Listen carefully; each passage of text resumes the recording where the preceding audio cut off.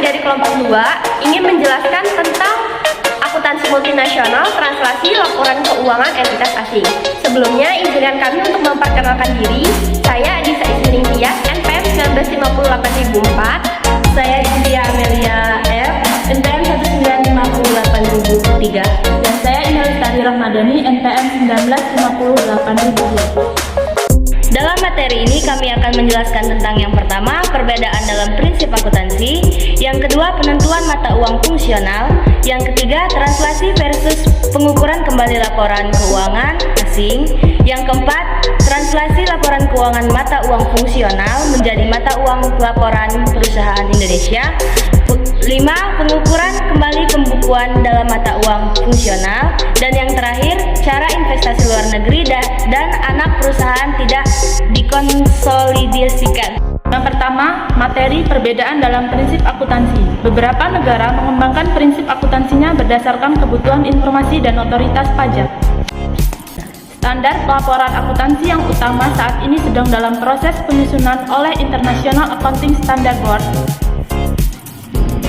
atau IASB. IASB adalah sebuah badan yang memperoleh mandat untuk menyusun seperangkat standar laporan keuangan internasional dan mendorong seluruh pihak untuk mengadopsi standar yang berlaku secara internasional tersebut. Keberadaan berbagai bentuk standar akuntansi memiliki pengaruh yang signifikan terhadap perusahaan Indonesia dan juga perusahaan multinasional yang beroperasi di Indonesia.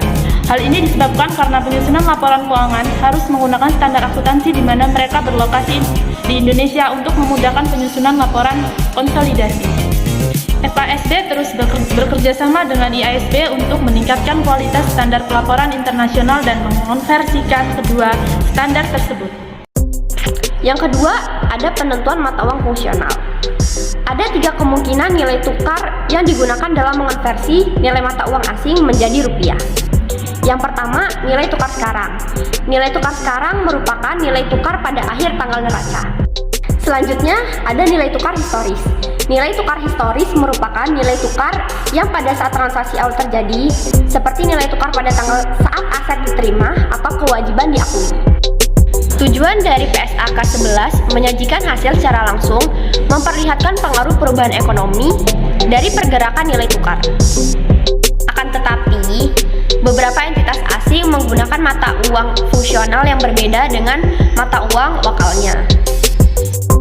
Jika suatu entitas mempunyai transaksi yang dinyatakan dalam mata uang selain mata uang fungsional, maka transaksi asing tersebut harus digunakan atau disesuaikan menjadi nilai setara mata uang fungsional sebelum menyusun laporan keuangan konsolidasi.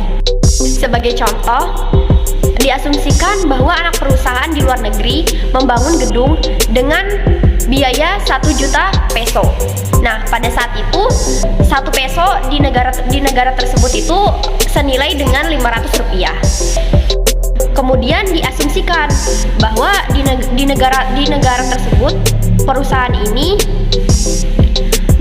terjadi adanya hiperinflasi dengan anak perusahaan di luar negeri tersebut, sehingga nilai tukar itu 1 peso menjadi 0,05 rupiah. Jadi dari yang tadinya cuman 500 rupiah tuh 1 peso menjadi 0,05 1 pesonya gitu. Maka nilai gedung hasil dari transaksi pada saat dibangun dan terjadi hiperinflasi yaitu sebagai berikut. Terus tadi kan dijelasin juga kan, tadi itu ada nilai setelah hiperinflasi. Setelah hiperinflasi itu sama kayak tadi, ada nilai tukar sama jumlah hasilnya. Cuman nilai tukar dan hasilnya kan pasti beda karena kan dia ada hiperinflasi. Setelah hiperinflasi itu kan nilai tukarnya berubah dari yang 500 rupiah jadi 0,05 rupiah.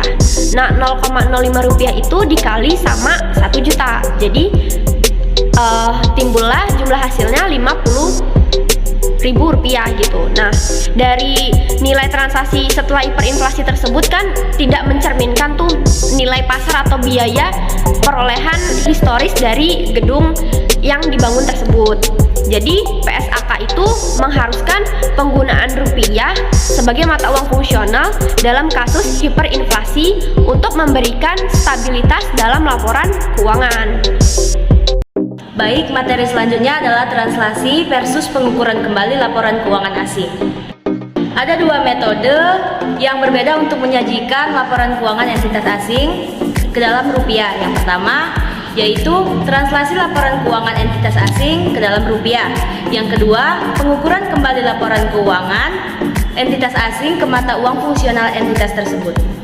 Setelah pengukuran kembali, keuangan tersebut harus ditranslasikan jika keuangan tersebut tidak dalam bentuk rupiah.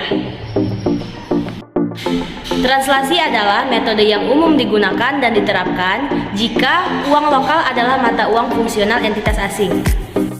Metode translasi sering disebut sebagai metode nilai tukar sekarang. Sedangkan pertukaran kembali adalah pengukuran kembali laporan keuangan entitas asing dari mata uang lokal yang digunakan entitas ke mata uang fungsional entitas asing. Metode yang digunakan untuk pengukuran kembali laporan keuangan dari mata uang lokal ke mata uang fungsional disebut metode temporal. Dan yang keempat, ada transaksi laporan keuangan mata uang fungsional menjadi mata uang laporan perusahaan Indonesia. Sebagian besar entitas bisnis melakukan transaksi dan mencatat aktivitas bisnisnya dalam mata uang lokal. BSAK meyakini bahwa hubungan ekonomi yang mendasari disajikannya laporan keuangan entitas asing tidak boleh terdistori atau berubah selama proses transaksi dari mata uang fungsional entitas asing menjadi mata uang asing. Sebagai contoh, jika laporan keuangan mata uang fungsional merupakan rasio lancar 2:1 dan laba kotor 60% dari penjualan, maka hubungan ini harus tetap dalam proses transaksi menjadi mata uang pelaporan induk perusahaan Indonesia. Yang kedua, ada kepemilikan minoritas pada anak perusahaan luar negeri. Sebagian besar perusahaan di Indonesia suka memiliki 100% anak perusahaan luar negeri. Dengan demikian, akan memungkinkan manajemen lebih efisien atas anak perusahaan dan materi selanjutnya adalah pengukuran kembali pembukuan dalam mata uang fungsional. Pengukuran kembali sama seperti translasi, di mana tujuannya adalah untuk mendapatkan nilai setor rupiah dari akun-akun afiliasi asing, sehingga dapat digabungkan atau dikonsolidasikan dengan laporan keuangan perusahaan Indonesia. Tetapi, kurs yang digunakan untuk pengukuran kembali berbeda dengan kurs yang digunakan dalam translasi, yang menghasilkan nilai rupiah yang berbeda dari akun-akun afiliasi asing. Proses pengukuran kembali harus memberikan hasil akhir yang sama seakan-akan transaksi entitas luar negeri sejak awal sudah dicatat dalam bentuk rupiah. Oleh karena itu, beberapa transaksi dan saldo akun yang disajikan dalam menjadi nilai setara rupiah menggunakan kurs historis, yaitu kurs tunai pada saat transaksi awal terjadi. Keuntungan atau kerugian pengukuran kembali dimasukkan dalam laporan laba rugi periode berjalan, karena jika transaksi sejak awal dicatat dalam rupiah, maka keuntungan atau kerugian nilai tukar akan diakui dalam periode berjalan sebagian dari penyesuaian yang diharuskan untuk penilaian transaksi luar negeri yang didominasi dalam mata uang asing. Yang terakhir, ada cara investasi luar negeri dan anak perusahaan tidak dikonsolidasikan. Sebagian besar perusahaan mengkonsolidasikan anak perusahaan luar negeri sesuai dengan PSAK nomor 4 tentang laporan keuangan konsolidasi. Umumnya, induk perusahaan mengkonsolidasikan anak perusahaan luar negeri, kecuali jika salah satu kondisi berikut sangat ketat, sehingga perusahaan Indonesia memiliki perusahaan luar negeri dan tidak dapat melaksanakan tingkat pengendalian ekonomis atas sumber daya dan operasi keuangan anak perusahaan luar negeri tersebut yang merupakan syaratnya. Anak perusahaan luar negeri yang tidak dikonsolidasikan dilaporkan sebagai investasi dalam neraca perusahaan Indonesia. Di dalam materi tersebut terdapat likuidasi investasi luar negeri, akun selisih transaksi terkait langsung dengan investasi perusahaan di entitas luar negeri. Jika investor menjual sebagian besar dari investasi sahamnya, menurut PSAK 11 mengharuskan porsi pro rata-rata dari akun akumulasi selisih translasi yang dialokasikan ke investasi.